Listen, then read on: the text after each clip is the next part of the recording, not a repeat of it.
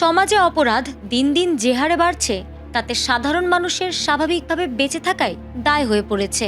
চারপাশের এই চরম নৈতিক অবক্ষয় আর পৈশাচিকতা দেখে মনে হয় আমরা যেন আসলেও এক ভয়ঙ্কর আখেরি জামানায় বসবাস করছি, যেখানে সম্পর্কের কোনো মূল্য নেই কোনো ন্যূনতম মানবিকতা। রাজধানীর পল্লবীতে নৃশংসভাবে ধর্ষণের পর গলা কেটে হত্যা করা হয়েছে দ্বিতীয় শ্রেণীর শিশু রামিসাকে। অবুঝ এই শিশুটিকে হারিয়ে দেশবাসী আজ উত্তাল। রাজপথ থেকে সামাজিক যোগাযোগ মাধ্যম এখন একটাই জোরালো দাবি, ঘাতক সোহেলের ফাঁসি চাই। এই তীব্র ক্ষোভ আর প্রতিবাদের মাঝেই ঘটেছে এমন এক ঘটনা যা শুনলে হয়তো কেউই বিশ্বাস করতে পারবে না। নিজের জন্মদাতা সন্তান হওয়া সত্ত্বেও খুনি সোহেলের ফাঁসি ও উপযুক্ত বিচার চেয়েছেন তার নিজেরই মা বাবা। রাজধানীর পল্লবীতে শিশু রামিসা হত্যাকাণ্ডের পর ঘাতক সোহেল রানা গ্রেপ্তার হতেই বেরিয়ে আসছে তার অন্ধকার জীবনের একের পর এক ভয়ঙ্কর অধ্যায়। নাটোরের সিংড়া উপজেলার মহেশচন্দ্রপুর গ্রামে খোঁজ নিয়ে জানা যায় অপকর্মই যেন ছিল এই সোহেলের প্রধান নেশা। উন্নত প্রযুক্তি এবং অভিজ্ঞ চিকিৎসক দলের নিরলস প্রচেষ্টায় আমরা আছি আপনার পাশে। ডেল্টা হাসপাতাল। ছোটবেলা থেকেই তার বেপরোয়া চলাফেরা অতিষ্ঠ করে তুলেছিল সবাইকে।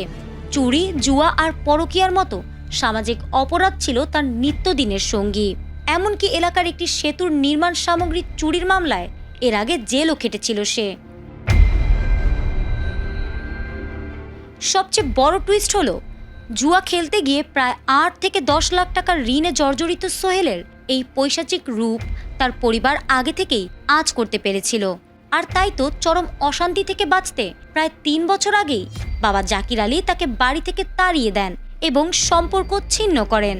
পরিবার থেকে এক প্রকার ত্যায্য হয়েই ঢাকায় এসে সেই চরম জঘন্যতম অপরাধটি ঘটায়। সন্তানের এমন জঘন্যতম অপরাধের খবর যখন গ্রামে পৌঁছায় তখন ক্ষোভে ফেটে পড়ে পুরো এলাকা।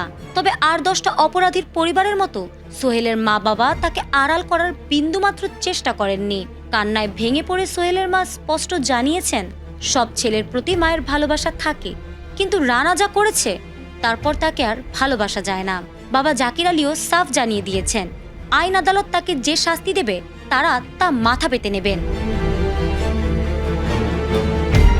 রক্তের টানকে উপেক্ষা করে মা বাবার এই অভূতপূর্ব অবস্থান সমাজকে এক বড় বার্তা দেয় যে সন্তান পশুর চেয়েও অধম তার কোনো পারিবারিক পরিচয় থাকতে পারে না।